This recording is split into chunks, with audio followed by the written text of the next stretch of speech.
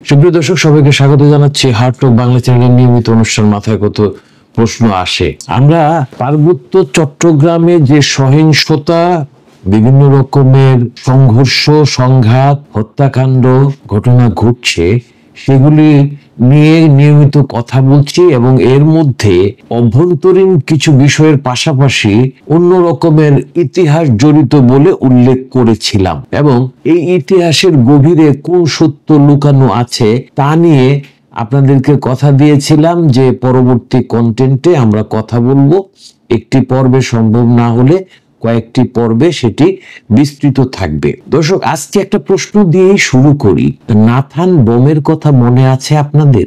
2017 সালে KNF, cookie চিন national federation, এই ধরনের একটি সংস্থার প্রধান হিসেবে কিছু দিনের জন্য পার্বত্য অঞ্চল কাঁপিয়ে দিয়েছিলেন এই নাথান বম। নাথান বমের উত্থানটা কোথায়, কিভাবে?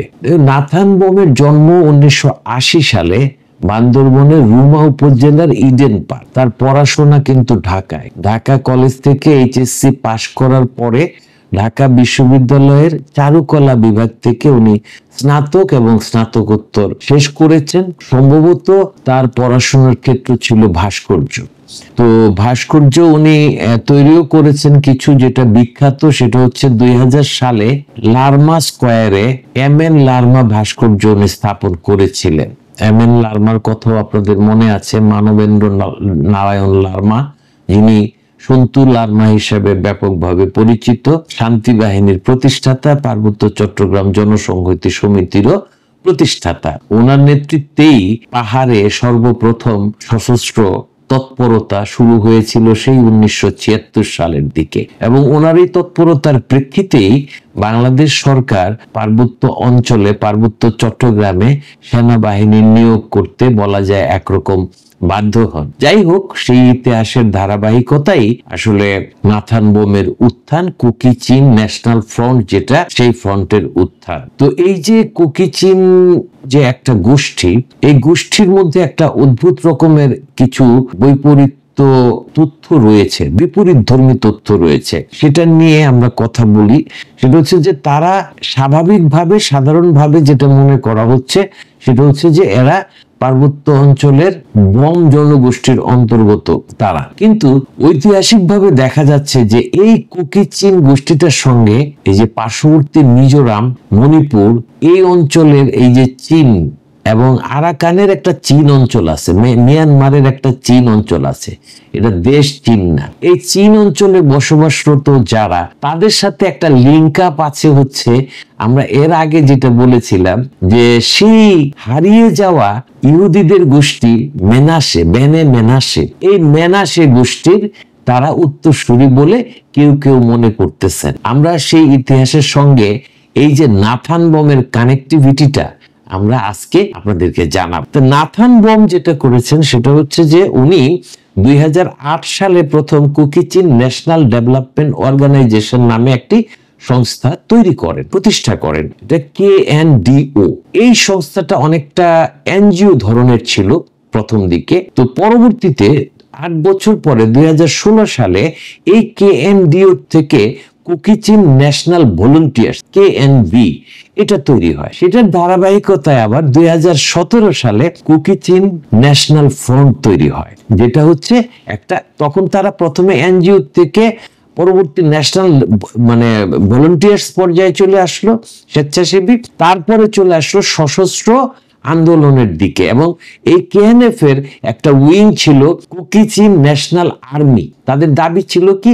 তাদের দাবি ছিল হচ্ছে যে তারা স্বায়ত্ত শাসন চায়। এই যে পার্বত্য চট্টগ্রাম অঞ্চলে তারা একটা স্বায়ত্ত শাসন চায় এবং ঠিক স্বাধীনতা দাবি করে নাই, কিন্তু কখনো কখনো সেটা উচ্চারিত হয়েছে, স্বাধীনতার কথাটি উচ্চারিত হয়েছে। দর্শক, আপনাদেরকে যেটা জানিয়েছিলাম সেটা হচ্ছে যে ইহুদিদের একটা অংশ যখন আসিরীয়দের আক্রমণে 722 খ্রিস্টাব্দে উত্তর ইসরায়েলের উপরে যখন আক্রমণ করা হয়, আসিরীয়রা যখন সেটা দখল করে নেয়, তখন সেখানে যে 10টি ইহুদিদের 10টি উপজাতি ছিল, সেই 10টি গোত্রের মানুষেরা, ইহুদিরা বিশ্বের বিভিন্ন জায়গায় ছড়িয়ে পড়ে। এর মধ্যে কোন গোত্র কোথায় চলে গিয়েছে সেটা কিন্তু নিশ্চিতভাবে জানা যায়নি। ইউরোপ সহ আমেরিকা এবং এশিয়া, মধ্য এশিয়া, এই সমস্ত জায়গায় তারা ছড়িয়ে পড়ে। তো কথা হয় সেটা হচ্ছে যে এই অঞ্চলটা মিজোরাম, মণিপুর, আমাদের পার্বত্য চট্টগ্রাম, বিশেষ করে বান্দরবন, রাঙামাটি, এই অঞ্চলেও তাদের অস্তিত্ব রয়েছে। পরবর্তীতে 1948 সালে ইহুদি রাষ্ট্র গঠিত হওয়ার পরে এই অঞ্চলের যারা এই মূলত কুকি চিনরাই, মানে এটা এই উচ্চারণের একটা বিষয় আছে, অনেকে এটা বলে শিন, কুকি চিন, আবার অনেকে বলে কুকি চিন। আমাদের এখানে কুকি চিনটাই ব্যাপকভাবে প্রচলিত। চীন, এই কুকি চীনরা দাবি করে যে তারা ইহুদিদের উত্তরসূরি। এখন বিষয়টা হয়েছে 1960-এর দশক থেকেই এই অঞ্চলটাতে খ্রিস্টান মিশনারিরা, এখানের যারা উপজাতি, ক্ষুদ্র নৃগোষ্ঠী, তাদেরকে ব্যাপকভাবে খ্রিস্টানাইজ করার কাজটা করতে থাকেন। তো এই খ্রিস্টানাইজ করার অংশ হিসেবে এই যে কুকি চীন, যারা মূলত ইহুদি বলে নিজেদেরকে দাবি করতেছেন, তাদেরকে দেখা যাচ্ছে যে তারা খ্রিস্টান হয়ে যান। এই খ্রিস্টানদের ভিতরেও কিছু বিষয় আছে, প্রিবাটেরিয়ান নামে একটা অংশ আছে, অধিকাংশ ছিল এই প্রিবাটেরিয়ান অংশ। তো এই অংশ তারা যখন আবার দাবি করে যে না, আমরা ইহুদিদের উত্তরসূরি, তারা যে খ্রিস্টান হয়েছেন সেটা অস্বীকার করেন নাই, ইহুদিদের উত্তরসূরি, তখন 2000 সালের দিকে এই একজন রাব্বিকে পাঠানো হয়। আমি আগেও সেটা বলেছিলাম। সেই রাব্বি এসে পরীক্ষা নিরীক্ষা করে দেখেন যে তারা, এবং রাব্বি যিনি এসেছিলেন তিনি বলেন, তিনি সার্টিফাই করেন যে হ্যাঁ, এরা ইহুদিদেরই অংশ, কিন্তু দীর্ঘ কয়েকশো বছর বা হাজার বছর চলে যাওয়ায় তাদের আচরণগত কিছু বিষয় আছে, তাদের কিছু রীতিনীতি, এগুলি চেঞ্জ হয়ে গেছে। সুতরাং তাদেরকে যদি ইহুদি হিসেবে নিতে হয় তাহলে তাদের আচার আচরণ বা এই সমস্ত সংস্কৃতির মধ্যে পরিবর্তন আনতে হবে। তাদের এক ধরনের বাপ্টিমিজমের মধ্য দিয়ে তাদেরকে পরিশুদ্ধ করে ইহুদিতে নিতে হবে। তো সেই সময়ে এই 2000 সালের পরে কয়েকটা দফায় 5 থেকে 6 হাজার এই কুকি চীন গোষ্ঠীর লোকজনকে ইসরায়েলে নিয়ে যাওয়া হয়। পরবর্তীতে সামাজিক রাজনৈতিক বাস্তবতার কারণে এই যে এক্সোডাসটা, মানে নিয়ে যাওয়ার যে বিষয়টা, সেটা স্থগিত করা হয়। এবং আমরা যেটা বলেছিলাম সেটা স্বীকৃতি, তাদেরকে বলা হয় তোমরা যেখানে আছো সেখানে থাকো, সেখানে একটা নতুন রাষ্ট্র তোমাদেরকে করে দেওয়া হবে। দর্শক একটু রিলেট করেন, 2008 থেকে 16, 17, 2018, 2020-এ এই যে কুকি চীনের উত্থান, নাথান বোমের যে উত্থান, বোম জনগোষ্ঠীর নেতা হিসেবে, তার কিন্তু একটা বিষয় ছিল, এই যে পাহাড়ে জাতিগুলি যারা আছে তাদের মধ্যে সে বলতেছিল যে চাকমারা প্রাধান্য পায়। বাংলাদেশ সরকার যে কোনো সুবিধা ঘোষণা করে, নীতি নির্ধারণ করে, সেটা চাকমাদেরকে কেন্দ্র করে। অন্যান্য জাতি যারা এখানে অবস্থান করতেছে, দাবিটা কিন্তু মিন করে যে সে আসলে কুকি চীন গোষ্ঠীর একটা আধিপত্য, বা এখানে কুকি চীন গোষ্ঠীকে নিয়েই সে এগিয়ে যেতে চায়। অন্যান্য পাহাড়ে অবস্থান করা অন্যান্য জাতিদের প্রতি তার আসলে সেই ধরনের লয়ালিটির জায়গাটা ছিল না। এই যে শান্তি বাহিনী বা পার্বত্য চট্টগ্রাম জনসংহতি সমিতি, যে মূলত আসলে চাকমাদের প্রাধান্য এটা গঠিত হয়েছে, কিছু কিছু মারমা সেখানে যুক্ত ছিলেন অন্যান্য জাতি, যেমন ব্রো, কোয়াং, বম, এদের, ত্রিপুরা, এদের কিন্তু সেখানে ওইরকম অংশীদারিত্ব ছিল না। এই বিষয়ে বোম আপত্তি জানান এবং ওনার কণ্ঠ সরব হয়ে ওঠে।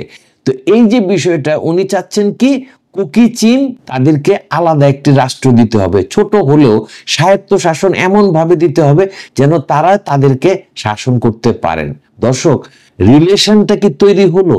যে জিনিসটা বলা হচ্ছিল ইহুদিদেরকে প্রতিশ্রুত ভূমি, এটা প্রদান করা হবে ইসরায়েলের পক্ষ থেকে এদেরকে। সেই 2005, 6, 8, 10 এরকম সময় বলা হয়েছে যে তোমাদেরকে আপাতত আর এখানে আনতেছি না, তোমরা ওইখানেই থাকো, ওইখানেই তোমাদেরকে একটা রাষ্ট্র তৈরি করে দেওয়া হবে। তা এই যে আমাদের পার্বত্য চট্টগ্রাম, আরাকান, রাখাইন অঞ্চল, এই যে চীন, মানে মিয়ানমারের চীন অঞ্চল, পাশাপাশি মিজোরাম, মণিপুর, এই যে পুরো জায়গাটার ভিতরে একটা আন্ডারস্ট্যান্ডিং এর জায়গা তৈরি হয়েছে, যেখানে ইহুদিরা বলতেছে, ইসরায়েল বলছে যখন একটা রাষ্ট্র গঠন করে দেওয়া হবে, পশ্চিমা শক্তিও ওইখানে একটা রাষ্ট্র গঠনের কথা আসতেছে, পুরোপুরি যেটা উপরিগত ভাবে বলা হচ্ছে খ্রিস্টান রাষ্ট্র, সেটা অরিজিনালি ইহুদি রাষ্ট্র। এবং এই ইহুদি রাষ্ট্রটার দাবিতে নাথান বোমেরও কিন্তু উত্থান ঘটেছিল সেই 2017-18 দিকে। সে মোটামুটি দেশে একটা, বাংলাদেশের প্রেক্ষাপটে একটা অত্যন্ত আলোচিত ব্যক্তিত্বে পরিণত হয়েছিল।